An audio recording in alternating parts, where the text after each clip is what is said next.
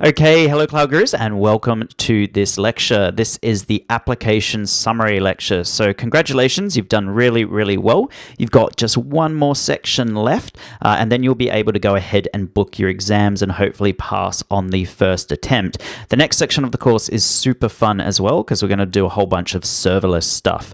So let's have a look at what we learned, and we're going to start with SQS. So SQS is the way to decouple your infrastructure. So we use the example of a meme website or a travel website. Essentially, basically, you store your messages in SQS and your EC2 instances will go get those messages and go ahead and do something. If those EC2 instances, for whatever reason, stop working or are terminated, the message will then reappear in the queue and another EC2 instance will go in and get it. And then that way, if anything fails, it doesn't break your entire application stack. Remember that SQS is pull-based. It's not push-based. If you want push-based messaging, you're going to use SNS. Messages are 256 kilobytes in size. You can actually have them bigger, but it won't be stored in SQS. It'll be stored in S3. And messages can be kept in the queue from 1 minute to 14 days, and the default retention period is 4 days. And then just remember the two different types of SQS. So we've got standard SQS and we've got FIFO SQS, and you have to understand the different use cases for them. So standard order is not guaranteed and messages can be delivered more than once. With FIFO, order is strictly maintained and messages are delivered only once. So really remember that going into your exam. Remember the difference between standard and FIFO. Also remember the visibility timeout. This is the amount of time that the messages is invisible in the SQS queue after a reader picks up that message. Provided the job is processed before the visibility timeout expires, the message will then be deleted from the queue. If the job is not processed within that time, the message will become visible again and another reader will process it. This could result in the same message being delivered twice.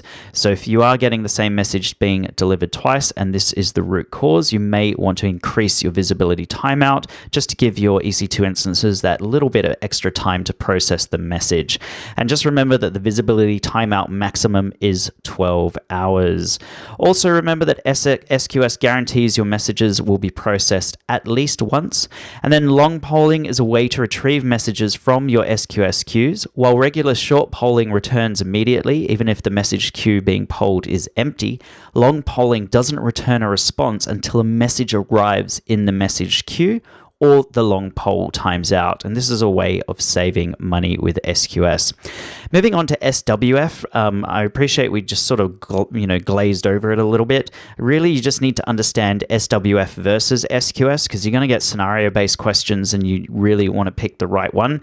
So SQS has a retention period of 14 days. With SWF, Simple Workflow Service, workflow executions can last up to 1 year. And SWF presents a task-oriented API, whereas SQS offers a message-oriented API. So if you've got a scenario-based questions talking about a task-based structure and maybe it's got human workers, for example, then you want simple workflow. If you're talking about a message-based system, then you're going to go after SQS. SWF ensures that a task is assigned only once and is never duplicated. With SQS, you need to handle duplicated messages if you're using the standard one, if you're not using FIFO. And you may also need to ensure that a message is processed only once. And then SWF keeps track of all tasks and events in an application. With SQS, you need to implement your own application level tracking, especially if your application has multiple queues. Then we learned a little bit about SWF, so Simple Workflow Services actors. So we had workflow starters. These are applications that initiate or start a workflow. Could be your e-commerce website following the placement of an order or a mobile app searching for bus times. Then have our deciders. These basically control activity tasks in the workflow execution. And if something is finished or failed in a workflow, a decider then decides what to do next. And then we have our activity workers, and these are basically people or programs or applications that carry out activity tasks. If you see anything about a human working in a warehouse and you need a way of managing it, then think of Simple Workflow Service. As I mentioned, Amazon.com use Simple Workflow to help run their warehouses. Moving on to SNS, just remember what it is and the different benefits that it gives you. So it's instant push-based delivery. So there's no polling like with SQS. If you want pull-based, you're going to go for SQS. If you want push-based, you're going to go for SNS. It gives you simple APIs and easy integration with applications. You get flexible message delivery over multiple transport protocols. It's inexpensive pay-as-you-go model with no upfront costs. It's a web-based AWS management console, offers the simplicity of a point-and-click interface. And then just like I said, remember SNS versus SQS. They're both messaging services in AWS, but SNS is push, SQS is pull or polls. Your EC2 instances poll the SQS queue.